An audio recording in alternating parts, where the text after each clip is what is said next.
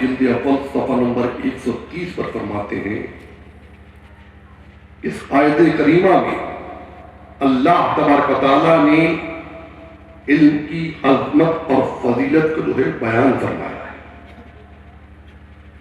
اس آیت مقدسہ سے پتہ یہ چلا کہ بارگاہ خداوندی میں علم ہی ایک ایسی چیز ہے، علم ہی ایک ایسی دولت ہے، علم ہی ایک ایسا سرمایہ ہے، علم ہی ایک ایسی پونجی ہے جس کا دنیا و ما فیہا میں کوئی جواب نہیں، جس کا دنیا و ما فیہا میں کوئی مثال نہیں۔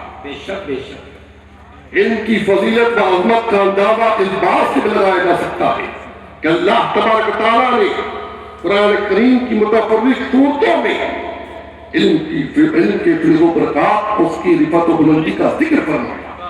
کہیں ارشاد فرمایا انما یخشی اللہ من عبادہ العلماء، اللہ سے اس کے بندوں میں وہی ڈرتے ہیں جو علم والے ہوتے ہیں۔ اور کہیں ارشاد فرمایا یرفع اللہ الذین آمنوا منکم والذین اوتوا العلم درجات، اللہ تبارک و تعالیٰ تمہارے ایمان والوں کے اور ان کے جن کو علم دیا گیا درجے بلند فرمائے گا۔ اور کہیں ارشاد فرمایا قل هل یستوی الذین یعلمون والذین لا یعلمون، اے محبوب آپ فرما دیں کیا جاننے والے اور نہ جاننے والے برابر ہیں؟ نہیں، جاننے والے اور نہ جاننے والے برابر نہیں ہیں، بلکہ دونوں میں زمین اور آسمان کا فرق ہے۔ بے شک بے شک، زندہ باد زندہ باد زندہ باد زندہ باد۔ حضرات محترم، معلوم یہ ہوا کہ علم ایک نور ہے، ایک ضیاء ہے، ایک روشنی ہے۔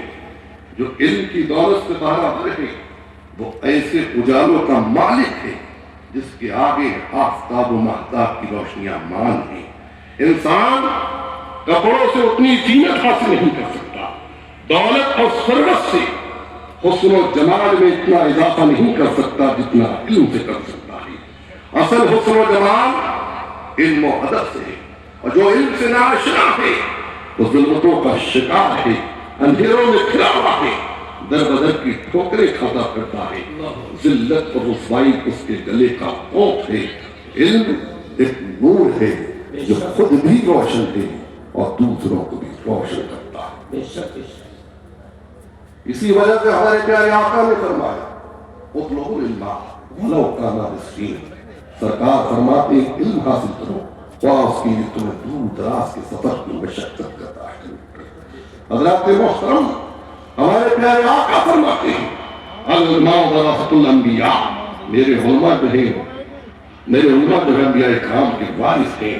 کہیں ارشاد فرمایا علماء امت کا انبیاء بنی اسرائیل، میری امت کے علماء جو ہیں بنی اسرائیل کی لڑکیوں کی طرح۔ بے شک۔ اور کہیں ارشاد فرمایا من زار عالما فکانما زارنی، جس نے کسی عالم کی زیارت کی اس نے میری زیارت کی۔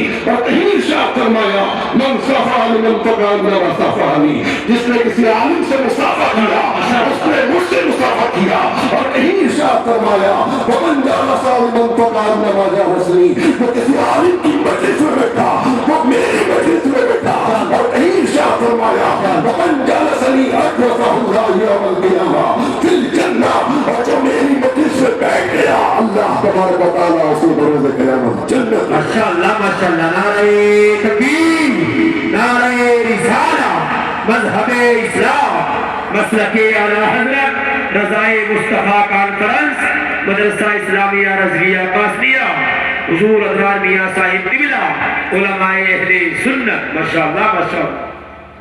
حضرات محترم، اللہ معلوم یہ ہوا کہ اللہ تبارک و تعالیٰ اپنے محبوب بندوں کو علم کی دولت عطا فرماتا ہے، اس کے بعد ان کے رتبے کو، ان کے مرتبے کو بلند و بالا فرما دیتا ہے، اور اتنا بلند و بالا فرما دیتا ہے کہ دنیا کی بڑی بڑی پوسٹوں پر بیٹھنے والے لوگ بھی ان ہستیوں کا مقابلہ نہیں کر سکتے۔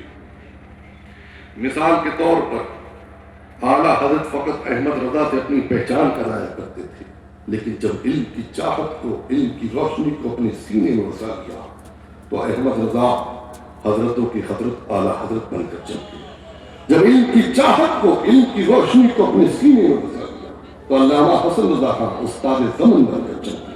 جب علم کی چاہت کو، علم کی روشنی کو اپنے سینے میں وسا لیا تو حضرت حامد رضا خان حجت الاسلام بن کر چمکے، جب ان کی چاہت کو، ان کی روشنی کو اپنے سینے میں بسا لیا تو حضرت مصطفیٰ رضا خان مفتی عالم بن کر چمکے، جب ان کی چاہت کو، ان کی روشنی کو اپنے سینے میں بسا لیا تو کوئی ملک العلماء بن کر چمک رہے ہیں، کوئی صدر الشریعہ بن کر چمک رہے ہیں، کوئی صدر الافاضل بن کر چمک رہے ہیں، کوئی محدث اعظم بن کر چمک رہے ہیں، کوئی برہان ملت بن کر چمک رہے ہیں، کوئی مجاہد ملت بن کر چمک رہے ہیں، کوئی حافظ ملت بن کر چمک رہے ہیں۔ جب ان کی چاہت کو، ان کی روشنی کو اپنے سینے میں بسا لیا تو حضرت ابراہیم رضا خان مفکر اعظم بن کر چمکے، جب ان کی چاہت کو، ان کی روشنی کو اپنے سینے میں بسا لیا تو علامہ سبطین رضا خان امین شریعت بن کر چمکے، جب ان کی چاہت کو، ان کی روشنی کو اپنے سینے میں بسا لیا تو علامہ تحسین رضا خان صدر العلماء بن کر چمکے، جب ان کی چاہت کو، ان کی روشنی کو اپنے سینے میں بسا لیا تو حضرت اختر رضا خان بستی بستی کریا کریا تاج الشریعہ بن کر چمکے۔ حضرات محترم، آج تک جتنے چمکیں گے ہمارے حضور کے نور سے چمکیں گے، اور قیامت تک جتنے چمکیں گے ہمارے حضور کے نور سے چمکیں گے۔ جبھی تو اللہ فرماتے ہیں چمک اس سے پاتے ہیں سب پانے والے، میرا حج بھی چمکا دے چمکانے والے، برستا نہیں دیکھ کر اگلے رحمت، پتوں پر بھی پہنچا دے برسانے والے۔ تو زندہ ہے اللہ، تو زندہ ہے اللہ، میرے جشن عالم سے چھپ جانے والے، عادت سے دشمن ہے تم میرا اللہ، کہاں تم نے دیکھے ہیں چندرانے والے۔ ماشاءاللہ ماشاءاللہ، سبحان اللہ سبحان اللہ، زندہ باد زندہ باد۔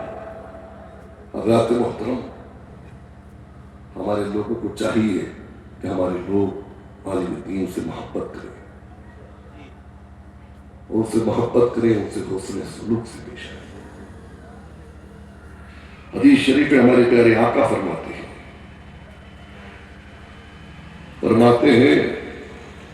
کہ اللہ رب محمد صلی اللہ علیہ وسلم رحمۃ اللہ محمد صلی اللہ علیہ وسلم فرماتے ہیں فقیہ واحد اشد علی الشیطان من الف، ایک فقی جو ہے وہ شیطان پر ہزار عابدوں سے بھاری ہے۔ ایک عالم دین کا مرتبہ اس قدر بلند و بالا ہے کہ اللہ تعالیٰ اس کے محبوب جو ہے اس سے محبت فرماتے ہیں۔ حضرات محترم، آج ہمارے لوگ عالم دین سے زبان درازی کرتے ہیں۔ حضرات محترم، آج پوری دنیا میں جو مسلمان ذلیل و رسوا ہو رہا ہے، آج پوری دنیا میں جو مسلمان پریشان ہے، آج پوری دنیا میں جو مسلمانوں پر تشدد کیا جا رہا ہے، اس کی وجہ کیا ہے؟ اس کی وجہ یہی ہے کہ ہم نے طریقہ مصطفیٰ کو چھوڑ دیا ہے۔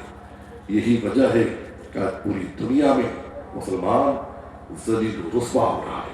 ہماری بدعمالیوں، ہماری بدفعلیوں کا نتیجہ یہ ہے کہ آج حکومت ہمارے مذہبی معاملات میں مداخلت کرتی نظر آ رہی ہے۔ حضرات محترم، علم دین حاصل کرنا ہر مسلمان مرد عورت بوڑھے بچے پر فرض ہے۔ حضرات محترم، علم دین حاصل کریے، اپنے گھروں میں دینی ماحول پیدا کریے۔ گھروں میں دینی ماحول پیدا ہوگا تو ہمارے بچے صحیح غلط کو جانیں گے، یہ جانیں گے کیا چیز جائز ہے کیا حرام ہے۔ کہ ہمارے بچوں کے پاس علم ہی نہیں ہوگا تو انہیں کیسے معلوم ہوگا کہ کیا چیز جائز ہے، کیا ناجائز ہے، کیا حرام ہے۔ حضرات محترم، علم دین حاصل کرنا ہر مسلمان پر فرض ہے۔ اپنے گھروں میں دینی ماحول